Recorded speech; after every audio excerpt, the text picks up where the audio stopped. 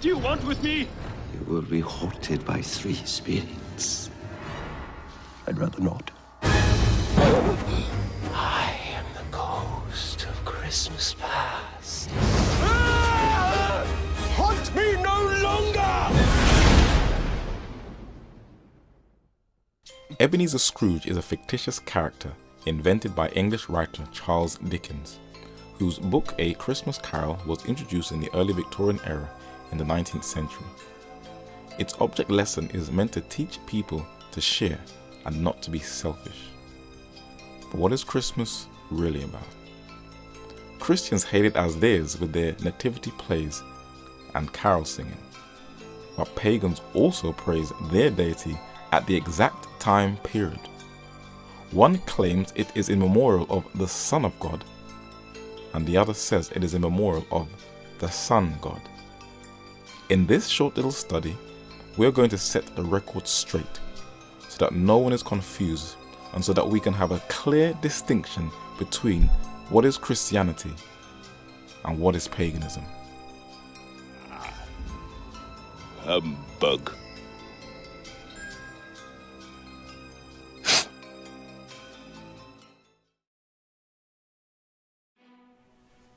Sun worship. It is one of the oldest practices of pagan idolatry on earth that can be traced to every continent and virtually every culture in the pre-Christian world. The oldest culture on earth, Babylon, worshipped the sun whose name was Shamash. He was usually depicted as a circle with 8 rays of the sun. Sir E.A. Wallace Budge, one of the greatest antiquity scholars of the 20th century, analyzed many of the Babylonian cylinder seals where Shamash is usually represented as rising between 2 mountains, for the Babylonians believed that each mountain had a door. When the sun rose in the east, it opened the eastern door in the morning, and when the sun set and disappeared in the west, it went through the western door in the evening. Babylon's younger sister culture, the Assyrians, worshipped the sun whose name was Asher, who was also their chief deity. He was usually depicted as a winged figure in a circle, sometimes with a bow and arrow in artwork when they were going to war. The Assyrians were heavily influenced by both the Babylonian and the Egyptian culture, where the Egyptian sun god, like the Assyrians, was also depicted as a circle with wings. Whether it was titled Ra or the Aten under the pharaoh Akhenaten, it was the same pagan sun deity. In Volume 1 of History of Ancient Egypt, published in 1881, George Rawlinson, Camden Professor of Ancient History in the University of Oxford, documented how sun worship dominated every aspect of the ancient Egyptian culture. The Egyptians were profoundly religious. All knew that there was one God and understood that when worship was offered to Kem, or Neph, or Ptah, or Maut, or Thoth, or Ammon, the one God was worshipped under some one of his forms or in some one of his aspects.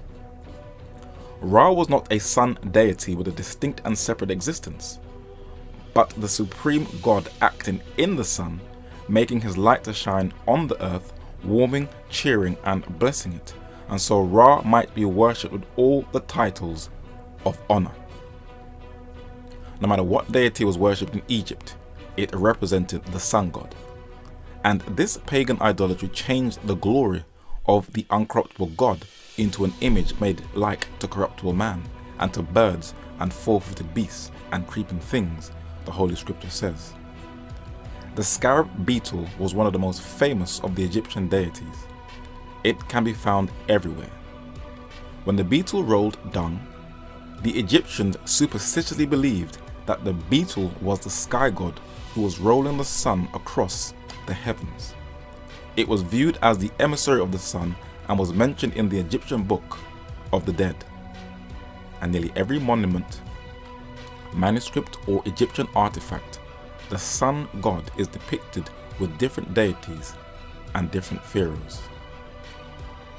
In the Americas, the sun god was usually represented in human form, sometimes in a reserved seated position. In Mesoamerica, there were temples dedicated to the sun in places like Teotihuacan in Mexico, and the Aztecs, continuing from their predecessors, offered human sacrifices to him. While all the civilizations mentioned no longer exist, in India the sun god is still worshipped, and the name is Surya, and mantras or prayers are offered to it. The 13th century AD Konark Sun Temple that is still in use is adorned in its artwork with the same 8-rayed wheel or rays of the sun that was incorporated from the culture of ancient Babylon. The only pre-Christian culture on earth that didn't worship the sun were the children of Israel. And there was one thing that singled them out from all the other nations on earth to prevent them from sinking into pagan idolatry. God said, 6 days may work be done, but in the 7th is the Sabbath of rest. It is a sign between me and the children of Israel forever. For in 6 days the Lord made heaven and earth, and on the 7th day he rested and was refreshed. But when the children of Israel strayed from God, it was always the sun that replaced the worship of God. That ball of fire that God created on the 4th day of creation to rule over the day and was for signs and seasons became their God, and this idolatry was unequivocally condemned. God said, Then said he unto me, Hast thou seen this, O son of man? Turn thee yet again, and thou shalt see greater abominations than these.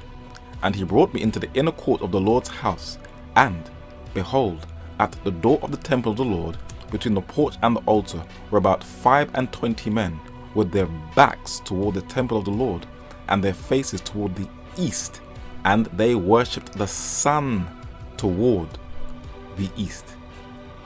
There was one culture that amalgamated both the Eastern or Oriental culture and the Greek or Western culture into one, the Roman Empire. Having one of the most vast empires, its faithful soldiers were its strength, and it was renowned for its colosseums all over its empire, where its gladiators fought gruesome and bloody battles in its arenas, its entertainment industry or Hollywood of the day. Its famous sun deities were adopted from the east, and it was called Sol, where we get the name solar system. These sun gods from Rome can still be found today. In this monument from ancient Rome, you can see a smiling sun within a wreath. This has now become the logo of the United Nations. The god Mithra was sometimes depicted with the rays of the sun coming out of his head.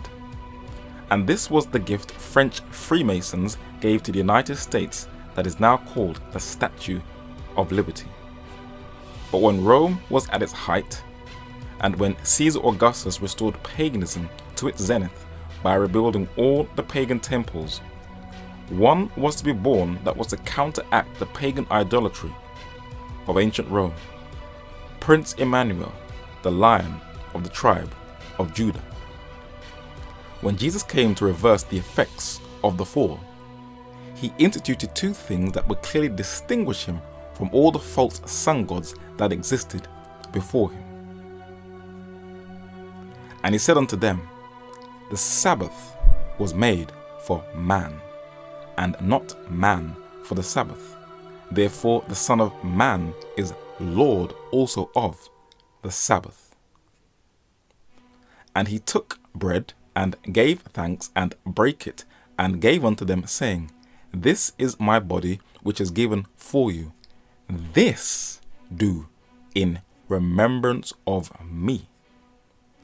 Unlike the Hebrew Passover that was to be clearly kept on the 14th day of the month, Abib or Nisan, Jesus, the Lord of the Sabbath, our Passover, can be kept on any day, week, or month. Jesus was crucified in a horrific death to pay the price of sin, and he died on one of the very insignias of the sun god, the cross. And it wasn't long before this symbol was incorporated into the church. When the ancients looked at the sun and saw its rays shining out from it, the cross later became a symbol for the sun. The Babylonians had the cross on their cylinder seals in obeisance for the sun god Shamash, and the Assyrian monarchs wore the cross or sun god around their necks in full recognition of their homage to the sun. And on Egyptian monuments, the cross can be found etched in stone, where it either looks like a hot cross bun or the ankh. Egyptian priests also wore the ankh around their necks like the Assyrian kings, and even the Mesoamerican culture, the Olmecs, had the two crosses on their apparel. If there is one system that sun worship has been preserved in its entirety, it's the papacy, whose headquarters is Vatican City. In the main square in Vatican City, facing St. Peter's Basilica, is one of the oldest symbols of the sun, and people walk over it without in the least being aware of it. From an aerial view, the Vatican Square has the 8-rayed sun wheel, the largest on earth, that forms into the shape of a phallus, and it can be traced back to the Babylonian sun god Shamash, who has his 8 rays. As you walk into St. Peter's Basilica in the Vatican and tour around, sun worship symbols are everywhere. But as you look into a corner, you see a statue of a woman holding the sun god in her arms, which shows the pagan mysteries have not died. You'll also see a pagan sun god with a halo or sun on its head, who the Vatican calls St. Peter. It's not Peter, it's the sun god, and the halo can be traced to the Eastern cultures where the Buddhist and Hindu religions adorned their deities with the sun behind its head. And you can see that Catholic art tried to paganize Jesus Christ and show images of him with the halo, where critics assert that Jesus is not the Son of God, but the Sun God. Even the image of Jesus was borrowed from the pagan world. Look at this image of the Greek god Zeus, who they call the father of the gods. And when you go into the Vatican and look at the images of who they say is Jesus with a halo on his head, it is Zeus, not Christ. But this is the image that dominates Christendom, Zeus. Even rappers have made Zeus their top bling iconic Jesus piece figure that they adorn around their necks.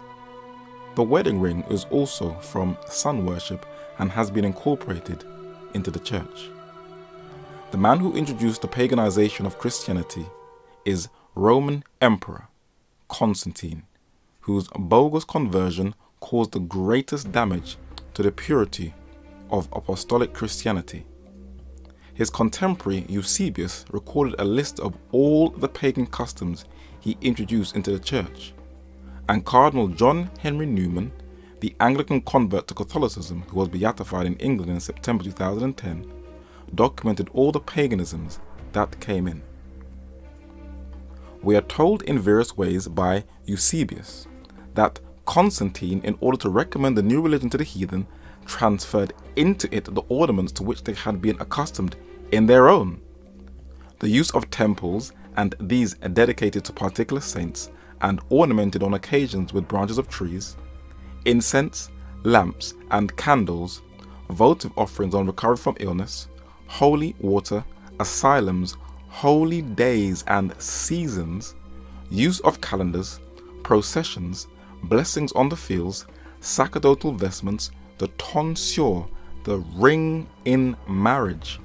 Turning to the east, images at a later date, perhaps the ecclesiastical chant and the Kyrie Eleison are all of pagan origin and sanctified by their adoption into the church. The Vatican has openly declared that every ritual in her system was adopted from paganism.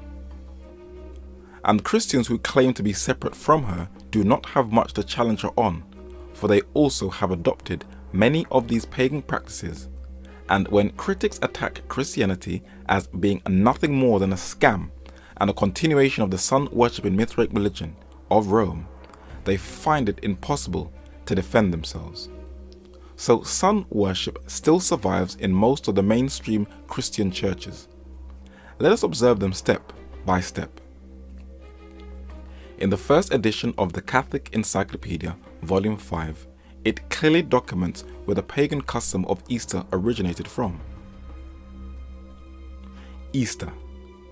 The English term, according to the Venerable Bede, De Temporium Ration 1.5, relates to Eostra, a Teutonic goddess of the rising light of day and spring. William Tyler Olcott, in his well-researched book titled Sun Law of All Ages, also confirms this. He says, in short, sun worship, symbolically speaking, lies at the very heart of the great festivals which the Christian Church celebrates today. The Christian festival of Easter has its solar characteristics. The very word Easter, says Proctor, is in its real origin as closely related to sun movements as the word east. And the notion that the sun dances on Easter morning as it rises is firmly believed today by superstitious people. In Saxony and Brandenburg, the peasants still climb the hilltops before dawn on Easter Day to witness the three joyful leaps of the sun as our English forefathers used to do. Tyler tells us that the solar rite of the new fire adopted by the Roman Church was a paschal ceremony, may still be witnessed in Europe with its solemn curfew on Easter Eve and the ceremonial striking at the new holy fire. It is said that stores make their highest sales at Christmas time, and the season is a very profitable time for companies where people frantically buy gifts to please family and friends. But even though most Christians in the West will fanatically defend it, giving no scriptural support, who is it really in honor of? The Canadian-born Freemason Manly Palmer Hall, who is considered as one of the most respected esoteric scholars in the 20th century, tells us its pagan roots. For reasons which they doubtless considered sufficient, those who chronicled the life and act of Jesus found it advisable to metamorphose him into a solar deity. Sun worship played an important part in nearly all the pagan mysteries. The pagans set aside the 25th of December as the birthday of the solar man. They rejoiced, feasted, gathered in processions, and made offerings in the temple. In fact, the merrymaking is rooted in paganism. The Bible never gives an exact date for Jesus' birth. So when the Christian Church adopted December 25th, it was superimposing a Christian festival on a previously held pagan one, says Richard Heinberg, author of Celebrate the Solstice. The Roman winter solstice, says Tyler, as celebrated on December 25th, in connection with the worship of the sun god Mithra, appears to have been instituted in this special form by Aurelian about AD 273. And to this festival, the day owes its opposite name of the birthday of the unconquered sun. With full symbolic appropriateness, though not with historical justification, the day was adopted in the Western Church, where it appears to have been generally introduced by the 4th century. The sun dominated nearly every feast in the pre-Christian occult world. On December 21st, the winter solstice, the ancients believed that the sun died, and on December 25th it had its rebirth. But the ancients also had sacred trees. It was like their own tree of life, which they revered and held sacred. In the 2009 film Avatar, pagan tree worship is connected with the spirits and ancestor worship, and it was one of the animist customs of many pagan tribes. This is a place for prayers to be heard, and sometimes answered.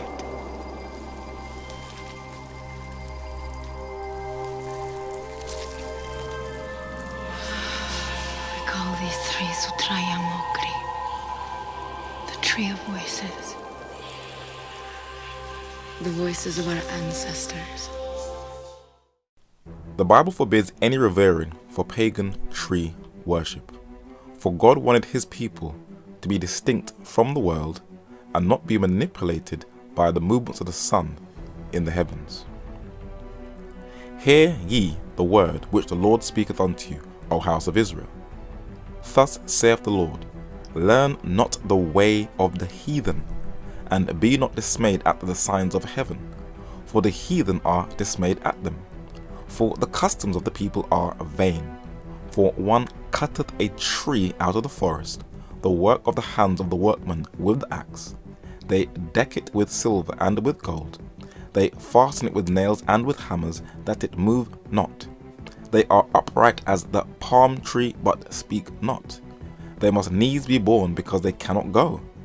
Be not afraid of them, for they cannot do evil, neither also is it in them to do good. For as much as there is none like unto thee, O Lord, thou art great, and thy name is great in might. Today, Christian pastors, so-called evangelists, scholars, and teachers are now telling their congregations that Jeremiah is not talking about the Christmas tree, though the language is so clear. And they are encouraging their flock to purchase the trees and to celebrate Christmas. But even the secular world knows that the Christmas tree is tied to paganism and spirit worship. Even Jesus says in Luke chapter 16 and verse 8, to paraphrase, the secular world are more wiser than the children of light. Mistletoe, caroling, even Christmas trees were tied to the solstice. Celtic cultures believed that mistletoe's golden berries hold the fire of the sun, and Christmas trees are a vestige of pagan tree worship. Having Christmas trees again hark back to the pagans. They decorated the evergreen trees with decorations, food, and runes to keep the spirits close to their villages. The Christian authorities tried for years to stamp this out, so the pagans merely took their trees indoors, which is why we are still doing it to this day. Who is Santa Claus, and how does he tie into the winter solstice sun festival? He is usually portrayed as an oversized, big-bearded figure who gives children gifts, and in modern times he has been made popular through the marketing of Coca-Cola. Listen to the voice of the secular world. Saturn, the old man who lives at the North Pole and brings with him to the children of men a sprig of evergreen, the Christmas tree, is familiar to the little folks under the name of Santa Claus, for he brings each winter the gift of the new year. Even Saint Nick has solstice origins. Santa Claus comes down to us with shamanistic characteristics. He flies through the air and he carries a magic sack on his back. But Easter and Christmas are not the only memorials to the sun. There is one more that the majority of Christians around the world keep, that can be traced to the Roman religion of Mithraism. Manly Palmer Hall gives a clear and detailed account of this last homage to the sun. Alexander Wilder, in his Philosophy and Ethics of the Zoroastrians, states that Mithras is the Zend title for the sun. There are many points of resemblance between Christianity and the cult of Mithras. The Encyclopedia Britannica makes the following statement concerning the Mithraic and Christian mysteries. The sanctification of Sunday and of the 25th of December, the immortality of the soul, these are some of the resemblances which, whether real or only apparent, enabled Mithraism to prolong its resistance to Christianity. The Vatican has made a number of statements which has pushed for the preservation of this Mithraic day of rest, a day that Jesus never gave no disciple instruction to keep in memorial of his resurrection. In 1998, the late Pope John Paul II published a document to preserve this day. It was called Dies Domini, which translated is the Day of the Lord, where he bigs up both Sunday and the seventh-day Sabbath of creation. The fundamental importance of Sunday has been recognized through 2,000 years of history and was emphatically restored by the Second Vatican Council. The Sabbath has therefore been interpreted evocatively as a determining element in the kind of sacred architecture of time. It recalls that the universe and history belongs to God. The Irish-American Catholic prelate Cardinal James Gibbons, Bishop of Baltimore, made a very powerful statement in his 1876 Apologetics, The Faith of Our Fathers. He was no ordinary Catholic bishop. He was a powerful, towering presence in United States politics. In this picture, he stands in the center, where he prays for President McKinley on the left and Admiral Dewey on the right in 1899. He was also very close with President Theodore Teddy Roosevelt, as seen in his photo in 1918. In this picture, he stands on the furthest right, and fifth on the left is the bearded steel magnate, Scottish-born Andrew Carnegie, with President Howard Taft.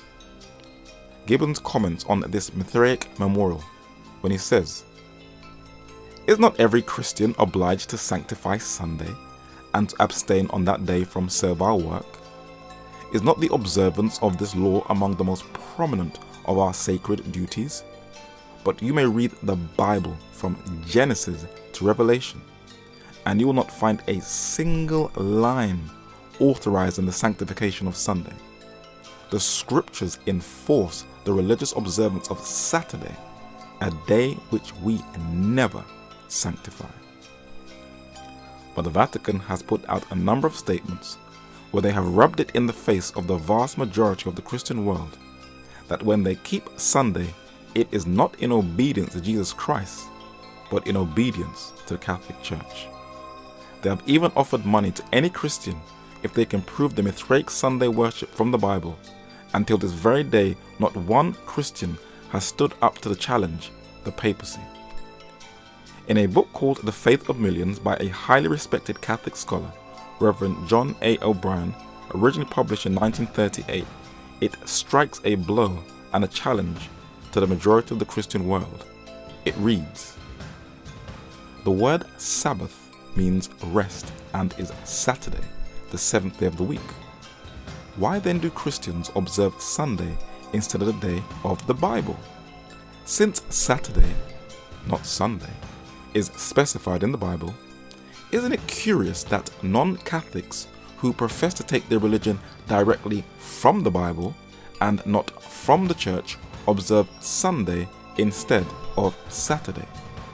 They have continued the custom even though it rests upon the authority of the Catholic Church and not upon an explicit text in the Bible. The observance remains as a reminder of the Mother Church from which the non-Catholic sects broke away, like a boy running away from home but still carrying in his pocket a picture of his mother or a lock of her hair." So who is the God of Christmas? It sure ain't Jesus. Jesus never told anyone to keep the 25th of December holy. And though the word Easter is mentioned once, he didn't tell anyone to keep Easter. Neither did he tell anyone to keep Sunday in memorial of the resurrection. The Holy Scriptures teaches that the new life that is lived should be kept in memorial of the resurrection. But while Christians will debate, argue, and fight over all these issues mentioned, before Jesus Christ returns to take his faithful home into eternity, those who are faithful to him will be distinguished from all the others who profess his name. Then said Jesus to those Jews which believed on him, "If ye continue in my word, then are ye my disciples indeed."